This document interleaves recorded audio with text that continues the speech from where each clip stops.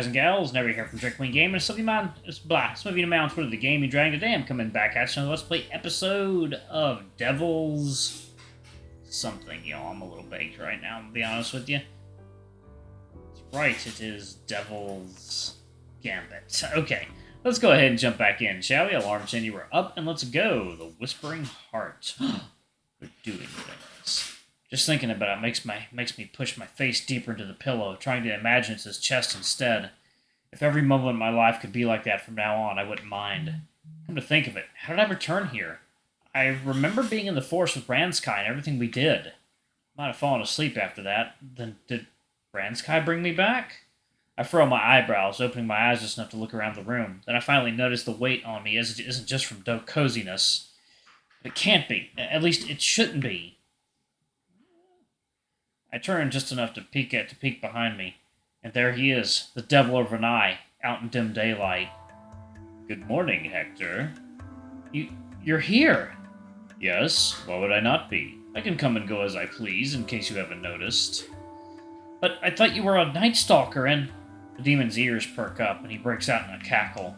Me? A Night Stalker? Please. You were reading that silly old book, weren't you? Shay wrote his compendium to scare foolish outsiders with too much ambition and not enough spine. He huffs on the nook of my neck. There's some truth there, sure, but it's the embellishments and guesswork. You'll need to do better than that, Badger. Oh. I whimper as the demon places a kiss on my nape, his fangs grazing me ever so slightly. He holds me tight, as though afraid I'll vanish if he lets go. His heartbeat rumbles through him and into me. That will lull me back to sleep if I close my eyes now, assuming Ranzkai doesn't try anything more dubious. And just as I'm thinking that, he prods my butt with his dick. We can't right now. What if you suck me off instead? It'll be quick. Yes, and then you'll come over me, and I'll have to go to work smelling even more like you. Not a bad idea. The demon giggles as I jab him in the rib with an elbow. I'm kidding. Can't let others in on our secrets. But let's stay like this a little longer, alright? His arms tighten around me, fingers and claws sinking and drawing into my fur. At first it feels possessive. The devil over Ranzkai holding the worshipper who gave himself and soul and body, his property. And a part of me cannot be happier at the idea. I really want to be his concubine, don't I? There is such a gentleness in his touch, and the way his claws only barely graze my skin. Not a scratch, not a tinge of discomfort, and that warmth cradling me from all sides. There's something else there, or perhaps it's in me, and what this awakens in my memories of almost a decade ago. I refuse to let go, to hold on until the last moment. Is this what lovers do? A chuckle escapes me. The demon notices.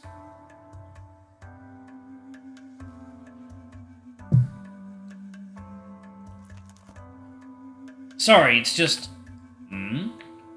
That reminded me of Hector a little. Reminded me of Cadgan a little. Whenever we slept together, he didn't want to part ways in the morning. The demon slowly blinks, lost in his own stupor. That he did. Sometimes he'd hold me for so long that Dad would be awake by the time I returned to our room. I'd have to lie and tell him I rose earlier and went out for a stroll in the garden. Not sure he believed it. What were you up to back then? Me?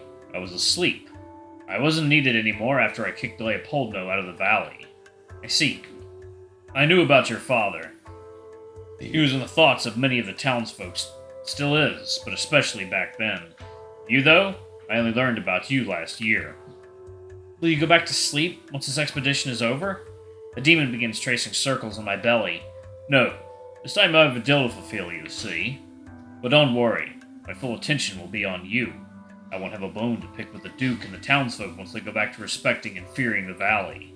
They should consider themselves lucky. If not for you, I would bless them with a true catastrophe before going back to sleep. Almost sounds like I'm a sacrifice to appease the local spirit. What a noble way to say you gifted yourself to me. You must be the happiest sacrifice in the whole world, then. No. I mean, there's nothing there, so... With a sigh, Ranzkai shifts and kisses me on the cheek before he gets up. I stare at his back as he throws his arms up in a stretch, his hooves slightly dragging on the floor. So all that about Night Stalkers isn't true? That about controlling your victims and whatnot? Of course not. I, for one, don't need mind control to make you do what I want. I suppose. What happened to the other demons? Are they hiding? Aren't you curious today? Yesterday, a part of me was ready to accept the demon, while another resisted and urged me to visit the shrine. After last night, that rebellious spirit is quieter than ever, but I still find myself wanting to learn more about him. If anything, my thirst has only grown. I wish he'd start talking and I could listen silently, listen while he holds me. Why do I like Ranzkai so much? He indulges me in everything I didn't know I wanted, but why do I trust him enough to allow him to do that? How come I welcome him around and in me so eagerly? It could be he's just that charming, but that doesn't necessarily translate to trust.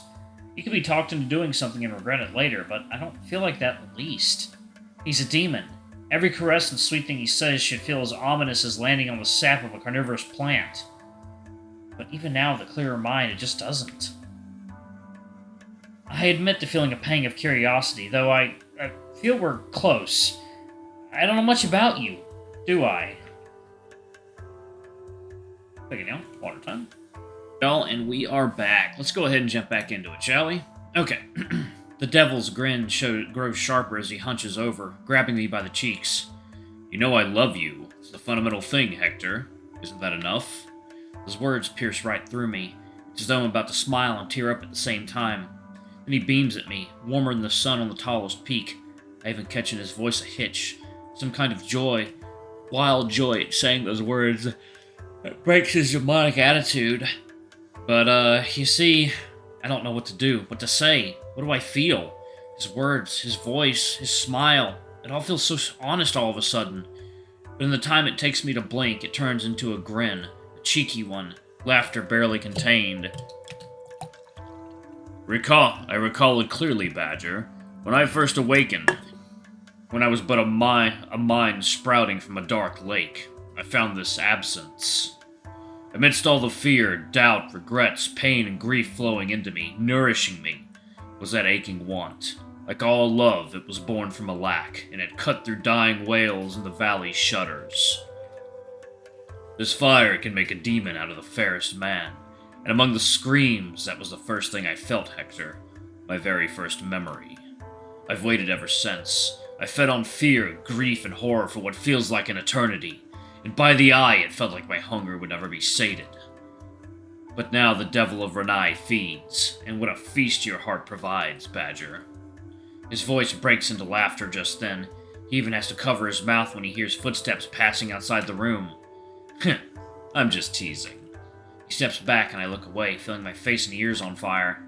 If you want to know about me, all you need to do is ask. There's no need to dig around in dusty old tomes. Right. Can you at least tell me if that whole story about the Dark God is real? Oh yes, it is very real. I won't mince words, Badger. The valley and all that relates to it ought to be feared, and that includes its Dark God. It wishes for its slothful slumber to remain uninterrupted, and defying its will would bring forth dire consequences to all. Oh, if only you could know. Alas, if I told you all the horrible details, you would tremble so much your spine would sing like a lithophone. Now, any other questions? Are there more of you? I mean, more demons in the Eye Valley, or are you the only one? Not anymore, no. It's just me now.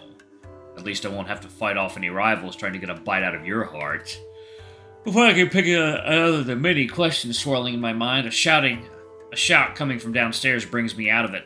If I take any longer, I might miss breakfast. The demon, of course, picks up on my urgency. Now, I'll leave you be. I might be capable of roaming the day, but the night suits me much better.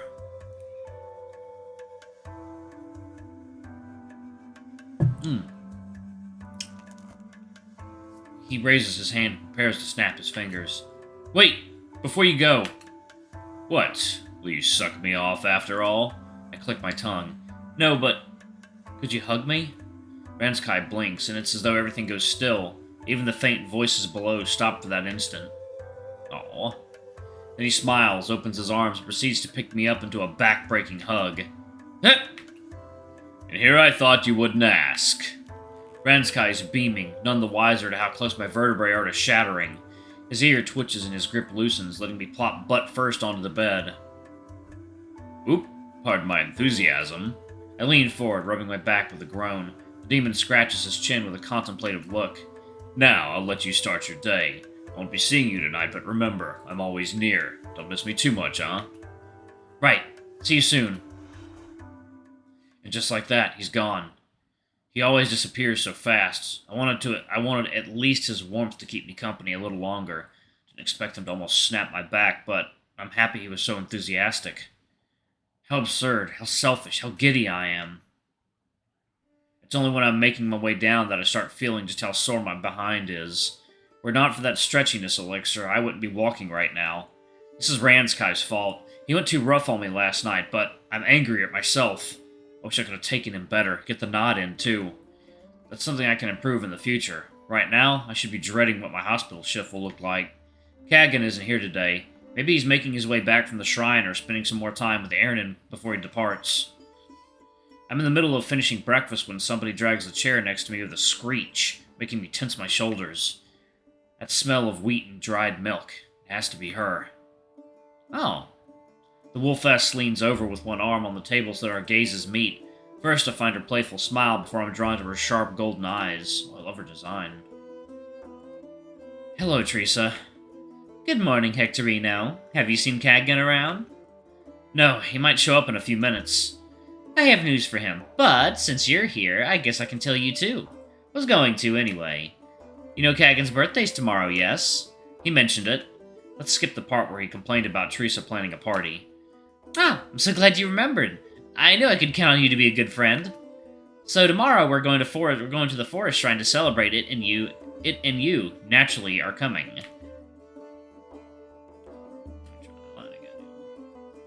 So tomorrow we're going to the forest shrine to celebrate it, and you naturally are coming. A birthday party for my best friend? How could I refuse? But why the shrine? Did the priest approve it?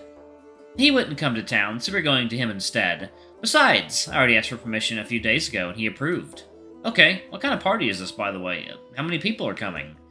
Well, I don't know how many people will actually show up, but I've been inviting everybody I come across, so who knows? And the priest authorized it? Alright, I'm going to go ahead and pause it right there. Thank you all so much for watching. Don't forget to like, comment, subscribe, ring that notification bell, and check out our Patreon and YouTube memberships if you can. It always helps. Anyway, I love you all, and I'll see y'all in the next video. Bye-bye!